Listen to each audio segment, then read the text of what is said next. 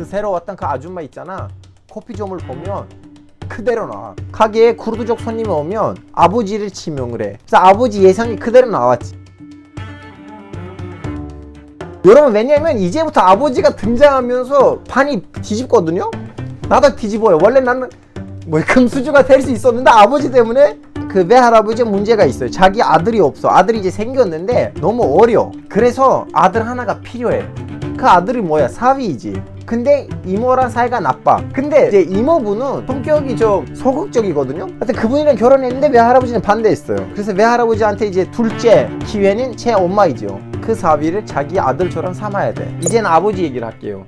제 외할아버지가 늦게 결혼하셨어요. 이제 첫째 아들이 나왔어. 나의 큰아버지죠. 근데 큰아버지는 무슨 문제가 있었냐면 의들에서 나름 잘 나간 부족이 있어요. 부족장이 자기 딸을 결론적으로 시집 보내줘야 되는데 같은 동급 부족이랑 결혼을 못해요. 큰아빠도 이제 제 아버지의 부족이 너무 약한 부족이고 하급 부족인데 큰아버지는 너무 똑똑하시고 무역을 잘하셨대요. 그래서 그 부족장이 큰아버지한테 야, 너는 지금 가문이 그렇게 강한 가문이 아닌데 근데 너 똑똑해. 너는 나 같은 잘 나간 부족장의 딸이랑 결혼해야지 넌 뜰 수가 있어. 그분이랑 결혼하고 난 다음에 이제 좀 약간 잘 나간 집안의 사위로 갔잖아요. 어느 순간부터 자기 집안을 무시하기가 시작했어요. 아버지 말로는 우리 형이 그 여자랑 결혼하고 난 다음에 우리 가문을 너무 무시하고 제 아버지 어머니한테 예의 없게 하니까 이제 제 할아버지가 더 이상 참지 못하고 제 아버지한테는 야, 너는 차남이지만 이제는 우리의 장남이야. 이제 가문은 네가 다스려야 돼. 제 아버지는 이제 뭐라고 해야 되나? 지도자가 되는데 문제가 뭐냐면 제 아버지가 사실 대학교 가고 싶었어요. 그리고 경찰대학교 붙었어요. 아버지 보기에는 나는 의사 돼야지 대학교 갈 수가 있어요. 의대를 제가 졸업하고 난 다음에 그 월급이란 학자금 다 갚을 수가 있고 가족까지 나의 여동생들까지 다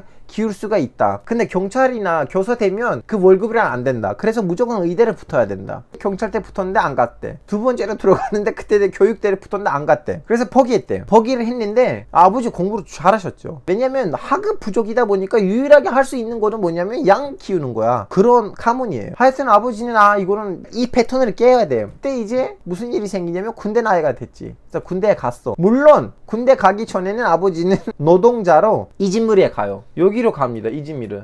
이 바닷가 도시. 터키의 제일 진보적인 도시예요. 그래서 자기 동생을 데리고 이즈미르에 가서 노동자로 일해. 건설 현장들에서. 근데 그때 아버지는 깨달았어. 전기 기술을 배우면 돈을 엄청 벌 것 같아. 전기 기술을 아는 사람들이 다 아제리족들이에요. 제가 고향에 가서 전기랑 관련된 일을 하면 모든 쿠르드 사람들이 나한테 일을 시킬 거다. 그러면 나는 이 전기 기술을 배워야겠다고 깨달아요. 하여튼 아버지는 그때 군대에 갔는데 터키 군대는 그 당시에는 군대 생활만 할 것인가 아니면 군대 안에서 직업을 할 것인가. 그래서 아버지는 나 직업을 하고 싶어요. 나 이걸 그 전기 기술 배우고 싶어요. 시험을 붙었는데 이미 그동안 대학교를 가려고 했기 때문에 나름 어느 정도 좀 지식이 있었기 때문에 붙어서 이제 군대 안에서 군인들한테 전기 기술을 배우고 군 안에서는 전기 일을 해요. 전기 일을 하는데 이제 그때 쿠데타가 터졌죠. 터키에서. 근데 아버지는 그 당시에는 군 안에 있었기 때문에 박해를 안 받아요. 쿠르드 사람인데. 오히려 군인이니까 문제가 없어요. 하여튼 제대하고 난 다음에는 바로 고향으로 내려와요. 의들로 다시. 전기 가게들이 있어. 딱 3개야. 다 아제리족이야. 근데 쿠르드 사람이 와서 일하고 싶다는 거야. 반대. 근데 그 아제리족들 중에 한 명이 좀 살짝 진보 계열이었거든요. 그러다 보니까 3번째 아제리 가게가 아버지한테는 알았어. 와서 같이 일하자. 나도 한 명이 필요했었어. 하고 아버지를 받았어요. 기술자라고. 아버지는 이제 거기서 일을 했는데 가게에 쿠르드족 손님이 오면 아버지를 지명을 해. 그래서 아버지 예상이 그대로 나왔지. 그리고 이제 아버지 한 몸으로 부족해. 그래서 자기 동생들을 불렀어. 동생들을 가르쳐줬어. 부족해.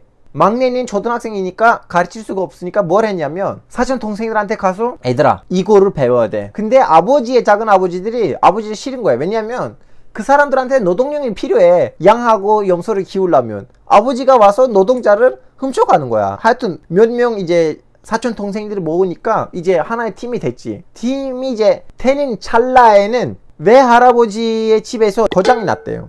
제 외할아버지도 쿠르드족이잖아요. 그래서 제 아버지를 지명했지. 그래서 아버지는 여기 수리하러 왔어요. 수리하러 왔는데 엄마를 봤지. 히잡 안 쓰고 앙카라에서 고등학교를 마쳤고 깨어져 있는 여자. 내가 결혼하려면 이런 여자랑 결혼해야 돼. 근데 여러분 솔직히 말하자면 아버지의 그 생각이 너무나 딱 봐도 마리아 방구야 라는 그런 식의 말이에요. 왜냐면 굳이 비유하자면 내가 가서 이건희의 딸이랑 결혼하려고 하는 걸로 똑같아. 그래서 자기 이제 아제리족 가게에 가서 사장님한테 얘기를 해요. 형, 나는 오늘은 쿠르드 사장님 집에 이제 수리하러 갔다 왔는데 그 집에 딸이 있어. 나 그 딸이랑 결혼하고 싶어. 그래서 당신이 가서 쿠르드족 사장님한테 연락을 하시고, 근데 그 사장님이 아버지한테 야, 너 미쳤어? 너 구질구질한 시골놈 새끼가 어떻게, 나 그 말은 못해. 아버지는 아, 형 왜 그러세요? 난 너무 진지합니다. 그래서 그 사장님이 얘기했대요. 야, 봐봐, 정신 차려. 너는 구질구질한 새끼야. 너는 촌놈이야. 너 미친 것 같아.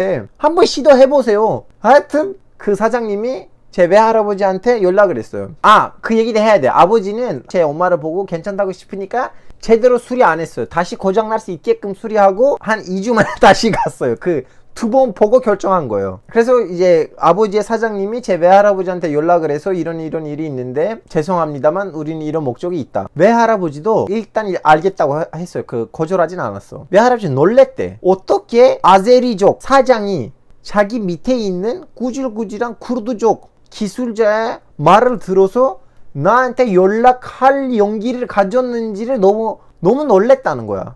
그래서 아버지에 대해서 이제 뒷조사가 시작하는 거죠. 왠지 이 사람 앞으로 뜰 것 같아. 그래, 내가 잡고 있었던 나의 사위가 이 사람이야. 나의 아들이 될 때까지는 이 사위를 통해서 나는 가야겠다. 뒷조사를 하고 난 다음에 다시 그 아세리족한테 연락을 해서 그래, 알았어, 초콜릿을 사와. 그래, 갔는데 할아버지 알았다고 하고 괜찮다고 했어요. 그래서 다들 놀랬어. 그래서 처음엔 너무나 스무트하게 갔지. 이제 아버지하고 엄마가 결혼했는데 문제가 뭐냐면 할아버지의 계산이 뒤집혔어요. 제가 할아버지한테 물어봤어요. 할아버지, 당신의 그 계산이 뒤집혔다는 걸 언제 눈치챘냐고 했더니, 알파고 봐봐, 나는 나의 자식들의 첫 아이들의 이름은 내가 다 붙였거든. 이모들의 첫 아이들, 외삼촌의 첫 아이들의 이름은 다 외할아버지가 붙였는데 이제 제가 데워놨잖아요. 데워놨는데 이제 외할아버지가 병원에 왔거든요. 그래, 나의 손주를 데리고 오세요. 내가 이름을 붙여주마 했는데 제 아버지가 너무나 얍삽하게 장인어른 필요 없어요. 내가 이미 이름 만들었어요. 이름이 신하씨예요. 갑자기 분위기가 소름. 그때 왜 할아버지가 눈치챘어. 이 새끼는 나의 아들의 대새끼가 아닌 것 같아. 하여튼 할아버지는 자꾸 아버지한테 얘기를 해요. 이제 그 회사로부터 독립을 해. 그 아버지는 아니야, 장인어른, 나 지금 그 형한테 배신을 때릴 수가 없어요. 여튼 아버지는 나와서 자기 회사를 만들고 회사에서 일하는 사람들 다 우리 가문이야. 그리고 하나 더 있어. 제 아버지의 이름이 유수피거든요. 영어식으로 하자면 요세프예요. 성경에서도 요세프 어떻게 나와요? 좀 약간 유혹에 안 빠지는. 제 아버지가 진짜로 여자 문제가 없는 사람이에요. 외할아버지는 이미 2명 부인이 있어. 아버지가 외할아버지의 말을 듣지도 않고 이제 자기 독립선으로 가다 보니까 외할아버지가 오히려 짜증나기가 시작한 거지. 아, 저 새끼한테 나는 딸을 이 목적으로 주는 거 아니었는데 뭐지 이거? 그래서 아버지하고 외할아버지 사이에는 묘한 경쟁, 눈치 싸움이 생긴 거죠. 근데 여러분 생각해보세요. 지금 나의 입장에서는 나는 아버지도 사랑하긴 하지만 나의 외할아버지는 이건희 회장이야. 내가 누구한테 더 사랑하고 존경을 표시하겠어요? 물론 외할아버지한테 더 많이 보여주겠지. 근데 아버지가 그거를 보는 거 싫은 거지. 내 자식인데 왜 자기 외할아버지를 더 많이 존경하나. 여튼 제 아버지가 이제 괜찮은 여자랑 결혼했잖아요. 이제 자기 남동생도 결혼해야 돼. 근데 제 작은 아버지가 바람둥이에요. 자꾸 이 여자 저 여자 건들려. 아버지가 너무 걱정을 해. 야, 저 새끼 때문에 언젠가 우리는 또 부족 싸움이 일어날 것 같아. 그래서 제 아버지가 우리 부족과 관계가 있는 거기 딸이 있어. 그 딸을 자기 동생한테 시집 보내고 싶어요. 그래서 자꾸 아버지는 자기 사촌형 데리고 그 집안을 찾아가. 야, 우리는 진짜 요즘은 사업이 잘 되고 있는데. 그래서 그 집안을 자꾸 찾아가. 당신의 딸들을 제 남동생한테 시집 보내주세요 했는데 까요. 근데 이 사촌형을 데리고 갔다고 했잖아요. 사촌형 보기에는 매번 갈 때마다 이제 그 발표를 듣잖아요. 사업이 잘 된다는 거. 야, 잠깐만, 이 유수프는 잘 나가는 거 아니야? 잘 나가는 거라면 유수프의 남동생도 잘 나갈 건데 유수프의 남동생이 이 여자랑 결혼하는 것보다 나의 딸이랑 결혼하면 나는 이득을 볼 거 아니야? 그리고 자기 딸이 어려. 13살인가 14살이야. 그래, 애도 바람둥이 기질이 있으니까 어린 여자이면 환장하겠지. 몰래 아버지의 그 사촌 형이 가서 제 작은 아버지를 찾아가. 너 나의 딸이랑 결혼하는 거 어때? 아 형님 무슨 말이에요? 당신 딸이 어리잖아요. 괜찮아. 애가 13살 14살인데 등치 너무 크니까 괜찮아. 그럼 빨리 약혼하자. 아버지는 살짝 좀 약간 몰랐대. 근데 아버지 말로는 아버지는 물론 다음엔 너무 후회를 했지. 근데 그 당시엔 안심했어요. 왜냐면 빨리 누구랑 결혼하지 않으면 문제는 일으킬 것 같아요. 근데 무슨 문제가 생기냐면 아버지 말도리 진짜 우리 가문은 잘 나갔거든요. 잘 나갔는데 이번에는 아버지의 그 사촌 형이 있다고 했잖아요. 그 여자한테 꽂힌 거야. 왜 알파고의 아빠는 자꾸 그 여자를 자기 남동생한테 시집 보내려고 한가? 그 여자한테 뭔가 있는 거 아니야? 왜냐하면 이 유수프는 눈이 있어. 괜히 한 여자한테 이렇게 꽂히진 않아. 그럼 이 여자를 놓치면 안 된다. 그 여자를 자기 아들한테 시집 보내게끔 해줘요. 왜냐? 그 사이에는 우리 집안이 이제 잘 나갔기 때문에 이제 우리는 유명해졌어. 그리고 그 여자도 시집 못 갔어요. 그 사이에. 제 아버지가 엄청난 큰 회사를 만들었는데 그 회사가 왜 망한지는 이 결혼 속에 있고, 그래서 여기서 마무리하고 2편에서 이제 저는 작은 아버지가 했던 그 결혼이 우리 아버지의 회사를 어떻게 망하게끔 만드는 거 하고, 다음에 외할아버지의 서련 땅에 있었던 제2의 세상 얘기가 어떻게 나의 결혼식 때 터졌는지를 합쳐서 2부에서 말씀드릴게요.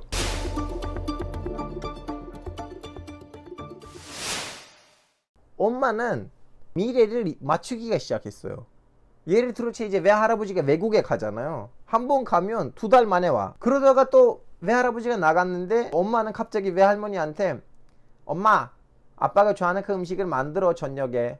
뭔 말인겨? 왜 갑자기 그러는 게? 아버지가 올 거야 밤에. 야, 개소리 하지마. 아빠가 일한 갔어. 한 달 만에 올 거야. 아니야 엄마, 저녁에 오실 거야. 진짜 저녁에 와. 아니면 길거리에서 임산부가 지나가잖아. 임산부한테는 아줌마 행복하시겠네요, 아들이 나오는데. 기계도 없어. 본인들도 몰라.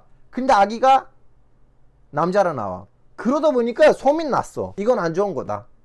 미래를 알면 안 된다. 미래를 10만 알아야 된다. 그럼 어떻게 해야 돼? 그래서 또 이상한 어떤 음료수를 만들어요. 당나귀 오줌. 오케이? 당나귀 오줌에다가 이상한 거를 섞여서 엄마한테 마셨대요. 엄마야 할머니가. 그래서 그걸 마시고 난 다음에 그거 없어졌대. 근데 또 일주일이 지나갔는데 엄마가 웃을 때 이 톡이 이쪽으로 이렇게 가는 거예요. 웃을 때. 이제 그때 외할아버지도 해외에 있고, 외할아버지의 남동생이 이제 자기 조카가 이 모습이니까 이거는 여자인데 앞으로도 시집 가야 되는데 이거 뭐야 웃을 때 이렇게 하는데. 그래서 가서 엄마한테 따지지. 엄마, 너 이상한 거 마시게 하니까 나의 조카가 이렇게 됐어. 당신 때문이야. 왜 이렇게 이상한 미신들이 믿어? 그래서 주변한테 물어봐요.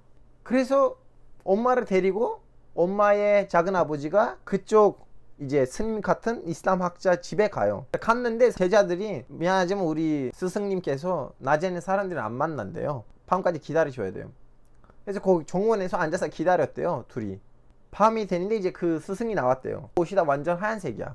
다음에 이제 정원에 와서 이렇게 불을 데웠어. 불을 데우고 난 다음에 자기 지팡이 같은 거 있는데 지팡이 이렇게 때리고 이제 고란에서 무슨 뭔가를 좀 읽어줬는데 갑자기 구멍들이 있었대요.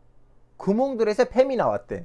여러분, 나도 지금 엄마한테 들을 때 엄마 좀 약간 영화 많이 보셔서 이렇게 구라를 치신 거 아니냐 했더니 엄마는 야 어떻게 얘기해? 나 지금 작은 아버지가 죽었는데 증인이 한 명밖에 없어. 그 사람도 벌써 죽었어요. 너 엄마 말도 안 믿으면 나 어떡해? 근데 뱀들의 색깔은 하얀색이래요.